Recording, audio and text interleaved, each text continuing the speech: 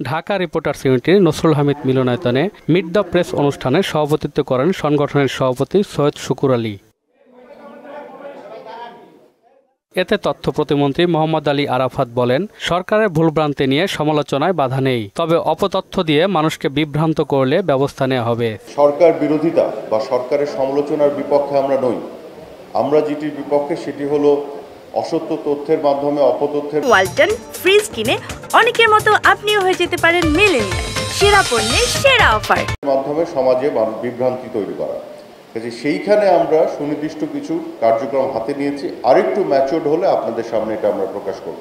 তথ্য প্রদানে বিভিন্ন দপ্তরের কর্মকর্তা কর্মচারীদের মধ্যে কিছুটা অনীহা রয়েছে স্বীকার করে তিনি বলেন, এ কারণে অপপ্রচারের সুযোগ তৈরি হয়। যে রাইট টু ইনফরমেশন অ্যাক্ট, এটিকে আরও সুদৃঢ় করার জন্য ইনফরমেশন কমিশনকে আরও শক্তিশালী করা এবং আরও অ্যাক্টিভ করার বিষয়টা আমরা ভাবছি। এবং যে বার্তাটি আমরা দিতে চাই যে তথ্য যদি চাওয়া হয় তথ্য দিতে হবে।